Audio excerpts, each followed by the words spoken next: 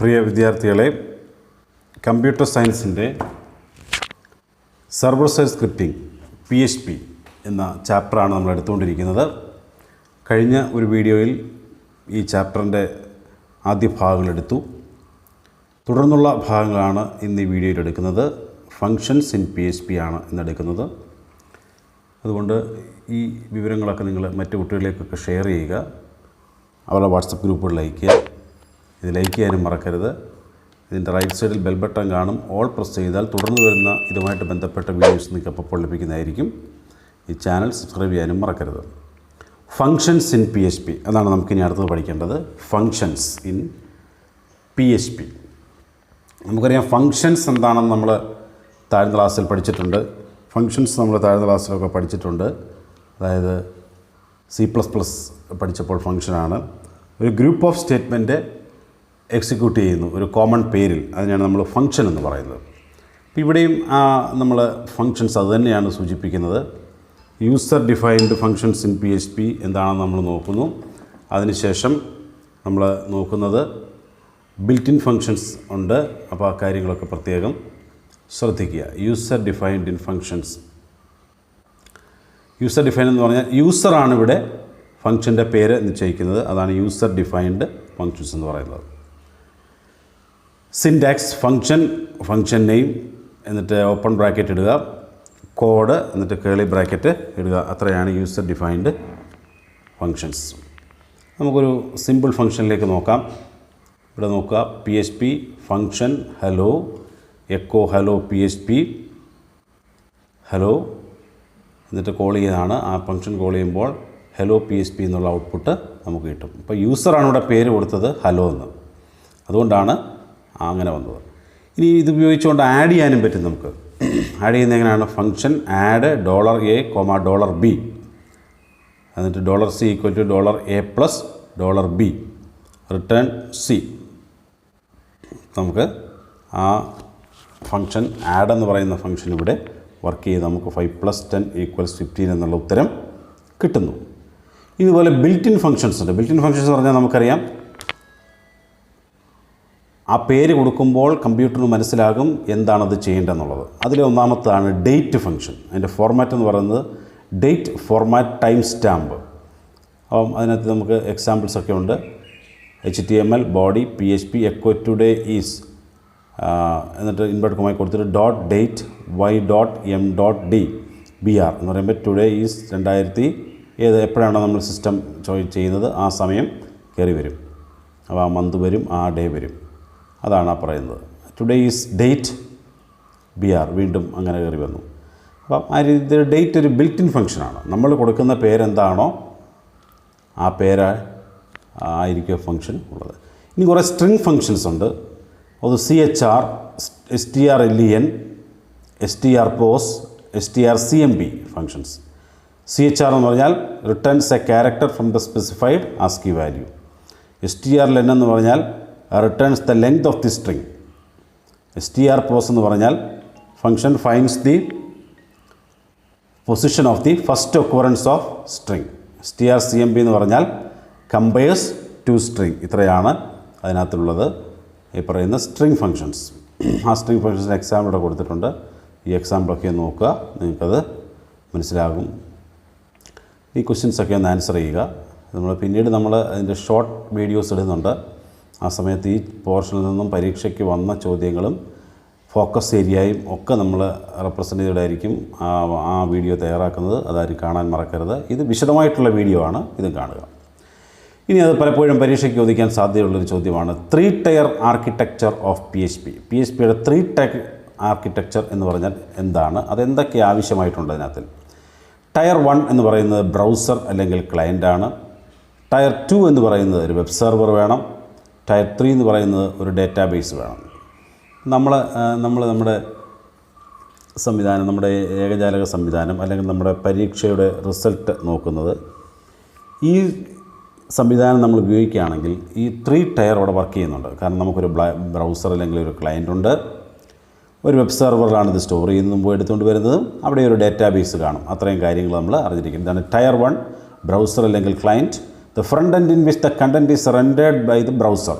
അതാണ് front end എന്ന് പറയുന്നത്. യൂസർ ഇൻട്രാക്ട് ചെയ്യുന്നത് ഫ്രണ്ട് എൻഡ് ആണ്. അപ്പോൾ അതാണ് ടയർ 1. അത് ചിലപ്പം HTML അല്ലെങ്കിൽ HTML എംബഡഡ് ജാവാസ്ക്രിപ്റ്റ് അങ്ങനെയൊക്കെയുള്ള ഡൈനാമിക് പേജ് ആയിരിക്കും നമ്മളത് യൂസ് ചെയ്യുന്നത്. ടയർ 2 എന്ന് പറഞ്ഞാൽ മിഡിലാണ്. Dynamic content processing and general level containing a web server or an application server. ഇവിടെയാണ് ഒരു വെബ് സെർവർ വർക്ക് ചെയ്യുന്നത്. Server retrieves file and runs PHP program സെർവറിലാണ് നടക്കുന്നത്. ടയർ 3 എന്ന് പറഞ്ഞാൽ ബാക്ക് എൻഡ് ആണ്, ഡാറ്റാബേസ് ആണ്. അത് ഒരു DBMS സോഫ്റ്റ്വെയർ ഉപയോഗിച്ചുകൊണ്ട് അതിനകത്ത് നിന്നും സ്റ്റോർ ചെയ്ത് വെച്ചിരിക്കുന്ന ഡാറ്റയെ എടുക്കാൻ സഹായിക്കുന്നു, അല്ലെങ്കിൽ SQL കമാൻഡ്സൊക്കെ ഉപയോഗിക്കുന്നു. ഈ 3 കാര്യങ്ങളാണ് അതിനകത്ത് 3 ടയർ ആർക്കിടെക്ചർ എന്ന് പറയുന്നത്. ഇനി PHPയിലെ ഫോംസ് എന്ന് പറഞ്ഞാൽ എന്താണ്? നമുക്ക് HTMLലെ ഫോംസ് നമ്മൾ കണ്ടു. അതിനകത്ത് ഇൻഫർമേഷൻ കൊടുക്കുകയും ആ ഇൻഫർമേഷൻ കളക്ട് ചെയ്യാൻ ഉപയോഗിക്കുകയും ചെയ്യും. നമ്മുടെ കയ്യിൽ നിന്നൊരു ഇൻഫർമേഷൻ കളക്ട് ചെയ്യാൻ ഉപയോഗിക്കുന്നൊരു സംവിധാനമാണ് ഫോം എന്ന് പറയുന്നത്. In PHP, forms are used to collect information from the client and pass it to the server. PHP is capable of accepting and manipulating input from all the form elements like text box, combo box, button, etc. അപ്പോൾ അതിനകത്തുള്ള form നമ്മൾ create ചെയ്യാനും form ഉപയോഗിച്ചുകൊണ്ട് നമ്മളുടെ ഡേറ്റയെ സ്വീകരിക്കാൻ വേണ്ടി, accept ചെയ്യാൻ വേണ്ടിയാണ് ഇത് ഉപയോഗിക്കുന്നതെന്നുള്ള കാര്യം ഓർക്കുക. അതിൻ്റെ ഒരു ചിത്രമൊക്കെ നമ്മുടെ ഹയർ സെക്കൻഡറിയുടെ എക്സാമിനേഷൻ്റെ കാര്യവും നമ്മൾ ആപ്ലിക്കേഷൻ നമ്പർ അല്ലെങ്കിൽ റോൾ നമ്പർ ഇവിടെ കൊടുക്കും. അത് നമ്മൾ അതിൻ്റെ ഔട്ട്പുട്ട് കയറി വരും. അടുത്ത റോൾ നമ്പർ കൊടുക്കുമ്പോൾ അദ്ദേഹത്തിൻ്റെ ആയിരിക്കും, അതായത് ഡൈനാമിക് പേജാണ്. അപ്പോൾ റിക്വസ്റ്റ് കൊടുക്കുന്നു. ആ റിക്വസ്റ്റ് സെർവറിൽ നിന്നും MySQLൻ്റെ സഹായത്താൽ ഡാറ്റ എടുത്തുകൊണ്ട് നമുക്ക് തരുന്നു. അപ്പോൾ ഇത് ടയർ 1 ആണ്, ഇത് ടയർ 2 ആണ്. അതിനകത്ത് നടക്കുന്ന ടയർ 3 ആണ് ഈ പറയുന്ന സെർവറിനകത്ത് നടക്കുന്നത്. ഇനി PHPയിലെ ഗ്ലോബൽ വേരിയബിൾസ് എന്ന് പറഞ്ഞാൽ നമുക്കറിയാം. ഗ്ലോബൽ എന്ന് പറഞ്ഞാൽ എപ്പോഴും തീരുമാനിക്കുന്നത് ഒരു മൊത്ത സ്ഥലത്തും അല്ലെങ്കിൽ മൊത്തം അഫക്റ്റ് ചെയ്യുന്നതാണ് ഗ്ലോബൽ എന്ന് പറയുന്നത്. Global variables are variables that are always accessible from anywhere in the code. ഒരു കോഡിൽ എവിടെ നിന്ന് വേണമെങ്കിലും ആക്സസ് ചെയ്യുന്നതിന് വേണ്ടിയാണ് ഗ്ലോബൽ വേരിയബിൾസ് ഉപയോഗിക്കുന്നത്. സൂപ്പർ ഗ്ലോബൽ അറേയ്സ് ഉണ്ട്. PHP contains certain predefined global arrays called super global. Certain predefined global arrays. Super global array is a special variable that is always available in script regardless of the current scope of the script. കുറേ super ഗ്ലോബൽസിൻ്റെ പേര് പരീക്ഷയ്ക്ക് ചിലപ്പോൾ ചോദിക്കുകയാണ്. Name any 4 super globals. $globals, $_server, $_get, $_post. അതിൻ്റെയൊക്കെ details നിങ്ങൾ നോക്കുക. $_request, $_files, $_session, $_cookies. അപ്പോൾ ഓരോന്നിനെ പറ്റി ഇവിടെ പറയുന്നത്. $globals. $globals is a PHP super global variable which is used to access global variables from anywhere in the PHP script. PHP store all global variables in an array called $global in the syntax index കൊടുത്തിട്ടുണ്ട്. For example ഇവിടെ കൊടുത്തിരിക്കുന്നുണ്ടോ? $x = 75, $y = 25. Function addition ആണ്. Global z equals global x plus y. അപ്പോൾ അതിൻ്റെ ഉത്തരം addition കൊടുത്തിരിക്കുന്നത് 100 ആണ് ഉത്തരം വന്നിരിക്കുന്നത്. ഒരു അറേ ആയിട്ടാണ് അവിടെ ഡിക്ലെയർ ചെയ്തിരിക്കുന്നത്. സൂപ്പർ ഗ്ലോബൽസ് ആണത്. PHP $_server is a PHP super global variable which holds information about headers, path and scripts. അപ്പോൾ അതിൻ്റെ ഹെഡർ, സ്ക്രിപ്റ്റ് ഒക്കെ കാണാൻ വേണ്ടിയാണ്. ലോക്കൽ ഹോസ്റ്റ് എത്രയിലാണ് .php എന്നൊക്കെ അറിയാൻ വേണ്ടിയാണ് _server. Request $_request is super global is an array that contain contents of the $_get and $_post, $_cookies super global variables. അത് നമുക്ക് പ്രോഗ്രാമിനകത്ത് നോക്കാൻ സാധിക്കും.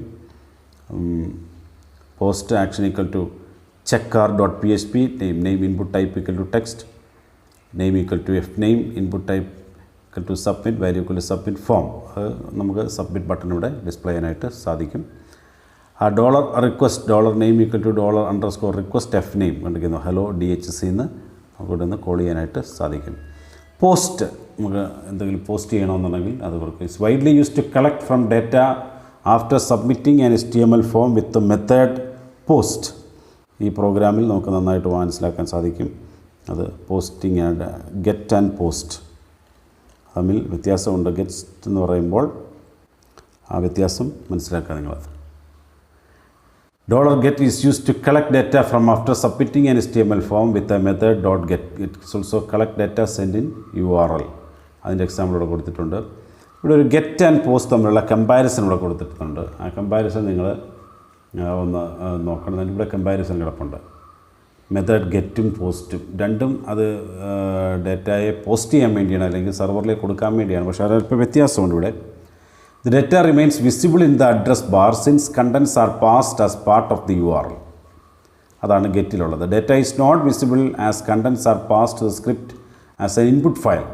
അപ്പോൾ data remains visible in the address bar. അതാണ് ഇവിടുത്തെ ഏതിൻ്റെ പ്രത്യേകത? അഡ്രസ് ബാറിൽ കാണും. ഏത്? ഈ ഗെറ്റിനകത്ത്. ഗെറ്റിൽ വഴിയാണ് കൊടുക്കുന്നതെങ്കിൽ. പോസ്റ്റ് വഴിയാണെങ്കിൽ not visible. Page link can be bookmarked. Page link can never be bookmarked. Data is submitted as part of URL. Data is submitted as part of HTTP request.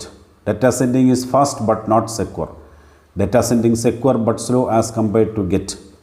GET can only send 2000 characters, no limit. അപ്പോൾ ഇതിൻ്റെ വ്യത്യാസം ഒന്ന് പഠിച്ച് വെച്ചേക്കണം. ഗെറ്റും പോസ്റ്റും ഒരേ ജോലിയായി ചെയ്യുന്നതെങ്കിലും ഇത് തമ്മിൽ അല്പം വ്യത്യാസമുണ്ട്. ഈ വ്യത്യാസം ഈ പാരഗ്രാഫിൽ നിങ്ങൾക്ക് മനസ്സിലാകും. ഇനി ഒരു പ്രൊജക്റ്റ് കൊടുത്തിരിക്കുന്നു. ഒരു സ്റ്റുഡൻറ്റ് ഡാറ്റ അക്സെപ്റ്റ് ചെയ്യുന്ന ഒരു പ്രൊജക്റ്റ് സിമ്പിളായിട്ട് PHP യിലാണ് കൊടുത്തിരിക്കുന്നത്. അതിൻ്റെ റിസൾട്ട് ഡിസ്പ്ലേ ചെയ്യുന്നു. ആ ഡിസ്പ്ലേ ചെയ്യുന്ന ഒരു എക്സാമ്പിളാണ് ഈ കൊടുത്തിരിക്കുന്നത്. Form method equal to post action equal to result dot PHP.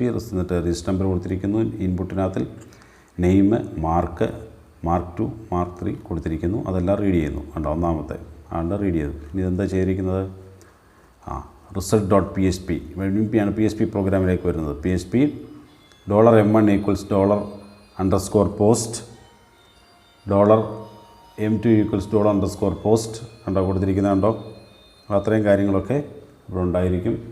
If $M1 less than 40 or $M1 less than 40 and $M1 less than 40 result equal to failed. അപ്പോൾ അങ്ങനെ കൊടുത്തിരിക്കുന്നത് നിങ്ങൾക്ക് പ്രത്യേകമായിട്ട് കാണാനായിട്ട് സാധിക്കും. ഓരോരുത്തരുടെയും രജിസ്റ്റർ നമ്പർ കൊടുത്തിരിക്കുന്നതനുസരിച്ചാണ് ഇവിടെ റിസൾട്ട് വന്നിരിക്കുന്നത്. ഇനി കണക്റ്റിംഗ് PHP ടു ഡേറ്റാബേസ്. ഡേറ്റാബേസിലേക്ക് കണക്ട് ചെയ്യുന്നതാണ് ഇനി അടുത്തത് നോക്കുന്നത്. കണക്റ്റിംഗ് PHP ടു ഡേറ്റാബേസ് ആണ് അടുത്തതുള്ളത്. അത് എന്താണെന്ന് ചോദിച്ചാൽ നമുക്കറിയാം. വെബ് ബ്രൗസർ മുമ്പേ പറഞ്ഞു 3 tier ഉണ്ട്. Web browser, web server, MySQL. ഇത് മൂന്നുകൂടെ കണക്ട് ചെയ്യുന്നതാണ് ഈ പറയുന്ന 3 tier ആർക്കിടെക്ചർ എന്ന് പറയുന്നത്. Establishing connection to MySQL database. അപ്പോൾ അതിനുവേണ്ടി എന്തൊക്കെയാണ് ചെയ്യേണ്ടത്? 3 steps ആണ് അതിനുള്ളത്. അല്ലെങ്കിൽ open connection to MySQL, specifies the database we want to open, retrieve data from or insert data into database, close the connection. അപ്പോൾ ആദ്യം നമ്മൾ open a connection to MySQL. MySQL_connect function is used to establish connection between PHP and MySQL database server. അത് സിമ്പിളായിട്ട് ഇവിടെ കൊടുത്തിട്ടുണ്ട്. ആദ്യം ചെയ്യേണ്ടത് script $_username equal root variables initialization ആണത്. $password equals root, $server equal local host. Variables initialize ചെയ്തു. ഇനി connecting to MySQL database server $db handle equals MySQL connect server user name, password മൂന്നുമായിട്ട് കണക്ട് ചെയ്തിട്ടുണ്ട്. If DB handle die could not connect ചെയ്യാൻ പറ്റത്തില്ലെങ്കിൽ അങ്ങനെ ഒരു message കാണിക്കുക. Echo connection successfully MySQL close DB handle. അപ്പോൾ നമ്മൾ ഇവിടുമായിട്ടുള്ളൊരു കണക്ഷൻ ഇവിടെ എസ്റ്റാബ്ലിഷ് ചെയ്ത് this line connects to MySQL server MySQL_connect server password. അപ്പോൾ അത് കണക്ഷൻ. ഇനി രണ്ടാമത്തെ സ്റ്റെപ്പ് എന്ന് പറഞ്ഞാൽ specify the database you want to open. അപ്പോൾ കണക്ഷൻ എസ്റ്റാബ്ലിഷ് ചെയ്തു. അത് കഴിഞ്ഞ് ഏത് ഡേറ്റാബേസാണ് നമ്മൾ ഇതിനകത്തുനിന്ന് ഓപ്പൺ ചെയ്യേണ്ടതെന്ന് നമ്മൾ സ്പെസിഫൈ ചെയ്ത് കൊടുക്കണം. അതിനുവേണ്ടി ഉപയോഗിക്കുന്ന MySQL_select_DB ഡേറ്റാബേസ്. അത് ഈ ഒരു എക്സാമ്പിളിൽ നിന്ന് മനസ്സിലാകും. മുമ്പേ കൊടുത്ത കാര്യങ്ങളൊക്കെ ഇവിടെ കിടപ്പുണ്ട്. DB ഹാൻഡിൽ കിടപ്പുണ്ട്. കണക്ഷൻ എസ്റ്റാബ്ലിഷ് ചെയ്തു. Database if database found DB_found MySQL select_DB $database. If $DB_found echo database found not found. അപ്പോൾ നമ്മൾ ഡേറ്റാബേസുമായിട്ടുള്ള കണക്ഷൻ ഇവിടെ എസ്റ്റാബ്ലിഷ് ചെയ്തു. ഇനിയും അതിനകത്തൊന്നും എന്ത് ചെയ്യണം? ഡേറ്റയെ റീഡ് ചെയ്യണം. ഡേറ്റാബേസുമായിട്ട് കണക്ഷൻ എസ്റ്റാബ്ലിഷ് ചെയ്തു. അപ്പം ആദ്യം MySQL ആയിട്ട് കണക്ട് ചെയ്തു. അതിനകത്ത് ഡേറ്റാബേസുമായിട്ട് കണക്ട് ചെയ്തു. ഇനി അതിനകത്ത് റീഡിങ് നടക്കണം. അതിന് കുറേ ക്വറീസ് ഉപയോഗിക്കുന്നു. ഒന്നാമത്തെ ക്വറിയാണ് MySQL_query. അപ്പം ഇവിടെ example $result_set equal to MySQL_query connection. അത് വെച്ചുകൊണ്ട് നമുക്ക് പിന്നെ ഫെച്ച് അറേ ഉണ്ട്. അറേ ആണെങ്കിൽ അത് ഫെച്ച് ചെയ്യാൻ പറ്റും. MySQL fetch array is used to populate rows of a data in an array from an MySQL result handle.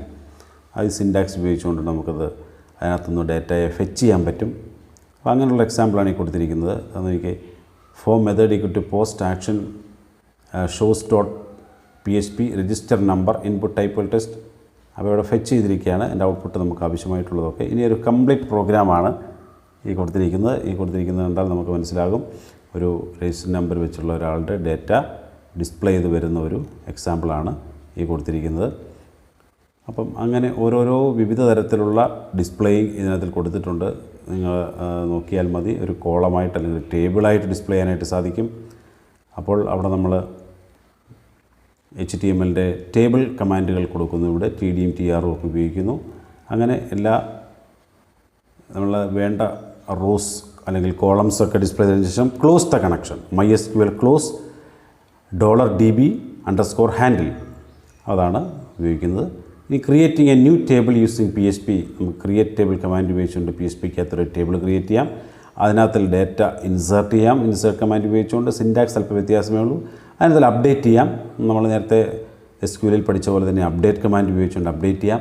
ഇത്തരത്തിലുള്ള വിവിധങ്ങളായിട്ടുള്ള കാര്യങ്ങൾ നമുക്ക് ഇതിനകത്തിൽ ചെയ്യാനായിട്ട് സാധിക്കും. അപ്പോൾ ഇവിടെ ഈ PHP ഉപയോഗിച്ചുകൊണ്ട് ഡേറ്റയെ ഒത്തിരി കാര്യങ്ങൾ പറയുന്നുണ്ട്. നിങ്ങൾ പഠിക്കാൻ പറ്റുന്നവരൊക്കെ എല്ലാം പഠിക്കുക. അപ്പോൾ ഈ കണക്ഷൻ എസ്റ്റാബ്ലിഷ് ചെയ്യുന്ന കാര്യമാണ് ഓപ്പൺ കണക്ഷൻ ടു MySQL. ഏത് ഡേറ്റാബേസാണ് ഓപ്പൺ ചെയ്യുന്നത്, അതിനകത്തിലെ ഡേറ്റയുമായിട്ട് കണക്ട് ചെയ്യുക. അതോടൊപ്പം തന്നെ ക്ലോസ് ദ കണക്ഷൻ. ഇത്രയും പ്രൊസീജിയർ ചെയ്തെങ്കിൽ മാത്രമേ നമുക്ക് ഒരു MySQL ഡേറ്റാബേസുമായിട്ടുള്ള കണക്ഷൻ എസ്റ്റാബ്ലിഷ് ചെയ്ത് അതിനകത്ത് നിന്ന് ഡേറ്റ റിട്രീവ് ചെയ്യുന്നത് എടുക്കാനായിട്ട് സാധിക്കത്തുള്ളൂ. PHP എന്ന് പറയുന്നത് ഉപയോഗിക്കുന്നത് അതിനാണ്. അപ്പോൾ പ്രധാനമായിട്ട് നിങ്ങൾ 3 ടയർ ആർക്കിടെക്ചർ പഠിച്ചു വെച്ചേക്കണം. നമ്മൾ ഉപയോഗിക്കുന്ന ക്ലയൻറ്റ് വെബ് സെർവറാണ് ഫസ്റ്റ് ടയർ, വെബ് സെർവറാണ് സെക്കൻഡ് ടയർ. അതിനകത്ത് ഉപയോഗിക്കുന്ന MySQL അല്ലെങ്കിൽ നമ്മുടെ ഡേറ്റാബേസാണ് 3 ടയർ, തേർഡ് ടയർ എന്ന് പറയുന്നത്. ഈ 3 ടയറിൽ നിന്നുകൊണ്ടാണ് നമ്മുടെ ഡേറ്റ. അപ്പോൾ ഈ ഒരു രീതിയിലാണ് നമ്മുടെ അഡ്മിഷനോ അല്ലെങ്കിൽ നമ്മുടെ റിസൾട്ടോ എസ്റ്റാബ്ലിഷ് ചെയ്യുന്നത്. നമ്മുടെ ബ്രൗസർ ഉപയോഗിച്ചുകൊണ്ട് നമ്മൾ രജിസ്റ്റർ നമ്പർ അടിച്ചു കൊടുക്കുന്നു. അത് പ്രധാനപ്പെട്ട സെർവറിൽ പോകുന്നു. സെർവറിൽ നിന്ന് അവിടെ സൂക്ഷിച്ചു വെച്ചിരിക്കുന്ന എല്ലാവരുടെയും രജിസ്റ്റർ നമ്പറും ഡീറ്റെയിലും സൂക്ഷിച്ചു വെച്ചിരിക്കുന്ന സെർവറിൽ നിന്നും സെർവറിലെ ഡേറ്റാബേസിൽ നിന്നും ഡേറ്റ എടുത്തുകൊണ്ട് നമുക്ക് ഡിസ്പ്ലേ ചെയ്യുന്നു. അതാണ് MySQL ഉപയോഗിച്ചുകൊണ്ട് ചെയ്യുന്നത്. ഇതാണ് PHPക്കകത്ത് പ്രധാനമായിട്ടും ചെയ്യുന്നത്. ഇത്രയും കാര്യങ്ങളാണ് PHPക്കകത്തിലുള്ളത്. ഇത് നിങ്ങൾ നന്നായിട്ടൊന്ന് പഠിക്കുക. ഇതിൻ്റെ ഷോർട്ട് വീഡിയോസ്, പരീക്ഷയ്ക്ക് ചോദിക്കുന്ന വീഡിയോസ്, കഴിഞ്ഞ വർഷങ്ങളിലെ ഈ ഭാഗത്തുനിന്ന് ചോദിച്ച ക്വസ്റ്റ്യൻസ് ഇത്രയും നമ്മൾ പ്രത്യേകമായിട്ട് ഇടുന്നതായിരിക്കും. അത് നിങ്ങൾ കൂടുതലായിട്ട് ശ്രദ്ധ കൊടുക്കുക. ആ പരീക്ഷയ്ക്ക് തയ്യാറെടുക്കുന്ന കുട്ടികൾ ഈ വിവരങ്ങളൊക്കെ നിങ്ങൾ മറ്റു കുട്ടികളിലേക്കൊക്കെ ഷെയർ ചെയ്യുക. അതോടൊപ്പം തന്നെ ഇതിൻ്റെ റൈറ്റ് സൈഡിൽ ബെൽ ബട്ടൺ കാണും. ഓൾ പ്രസ് ചെയ്താൽ തുടർന്ന് വരുന്ന വീഡിയോസ് നിങ്ങൾക്ക് അപ്പോൾ ലഭിക്കും. ഈ ചാനൽ സബ്സ്ക്രൈബ് ചെയ്യാനും മറക്കരുത്. Thank you.